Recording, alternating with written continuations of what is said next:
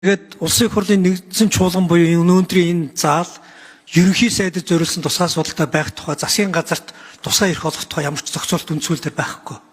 126 гишүүн зориулсан судлалын хуваар 126 гишүүн хуралдааны хэвтэй холбогдуулсан чуулганы зохион байгуулалт энэ чуулганы зохион байгуулалтыг удирдахад хуралдааныг зохион байгуулахад чиг үүргийнхээ хувьд бол улсын их хурлын дарга буюу спикер тусгаасан судалтай байхаас өөрөөр чуулганд хэн нэгэн зориулсан тусгайлсан судал тэр дундаа улсын их хурлд ажлаа хариуцсан тайлгнадаг, улсын их хурлаас томилогддог, улсын их хурл хариуцлага тооцдог албан тушаалтан зориулж тусгай санал судал байгуулахыг ерөөсөө зааж өгөөгүй.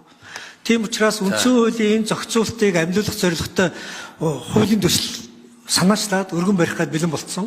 Нөгөөдөөгөр засгийн газар магадгүй манай ардын намын хэрэгчид тухайлсан хүн зориулсан гэж хардаад байсан байж магадгүй.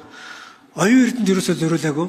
Энэ бол засгийн газар ерөнхий сайд эрх мэдэл хуулиар гүйцэтгэх хэрэглэл улсын их хурлын төвшөнд ямар харьцаатай байх байдгийг тодорхойлсон.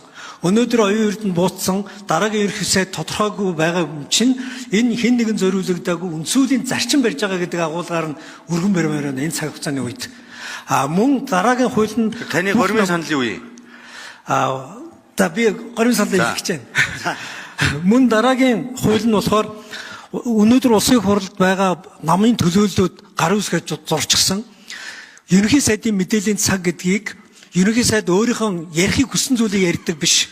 Улсын их хурлын асуулгын цаг буюу улсын их хурлын гишүүд цаг үе нөхцөл байдалтайгаа холбоотой асуудлаар засгийн газар ерөнхий сайд асуулт тавьдаг цаг болгож өөрчлөх, ерөнхий сайд засгийн газрын гишүүд төрийн албан хаагчид улсын их хурлд ирээд худлаа ярьдаггүй байхад зориулсан хуулийн төсөл байгаамаа.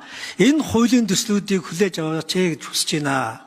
Энэ хуулийн төслүүд дээр 30 гишүүн гар үсэг зурсан байгаа.